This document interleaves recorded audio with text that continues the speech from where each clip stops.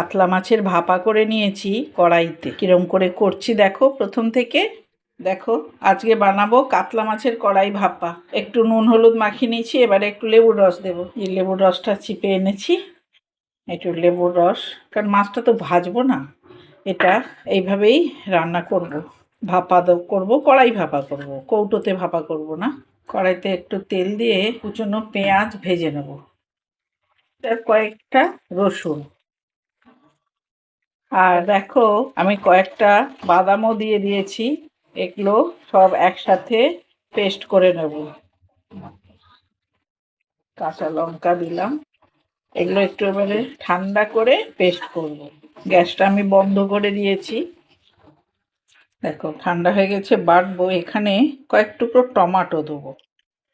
এবারে এখান থেকে এই পেস্ট কিছুটা দিলাম, আর দেবো সর্ষে পোস্ত। সর্ষেটা সাদা সর্ষে কালো সর্ষে দুটোই একসাথে আছে বাটা, সর্ষে পোস্ত বাটা। ভালো করে মিশিয়ে নিতে হবে। এবারে আমি এই যে একটু টক দই ফেটাচ্ছি, এটাও দিয়ে দেব। এই ভর্তি ভর্তি 2 চামচ তুলেছিলাম। দেব নুন, টক দইয়ে দিয়েছিলাম তো তাই একটু নুনও দিলাম, দিয়ে ভালো করে মেখে এই অবস্থায় আমি একটু টেস্ট করে নেব নুন মিষ্টিটা ঠিক হলো কিনা, কারণ মাছটা তো কাঁচা দেব, এরপরে আমি আর টেস্ট করতে পারবো না।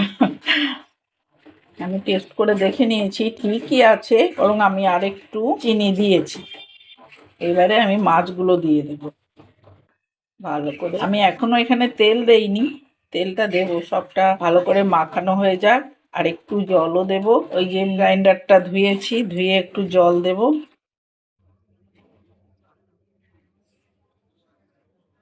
এবারে দেব সর্ষের তেল আর চেরা কাঁচা লঙ্কা। এবারে আমি বার্নারটা জেলে দেব। এখন আমাকে চাপা দিতে হবে। এটা এখন হতে থাকুক। এখন এটা বেশ টকবগে ফুটছে, আওয়াজটা পাচ্ছি। আমি এখন ওভেনের নবটা সিমে করে দিলাম।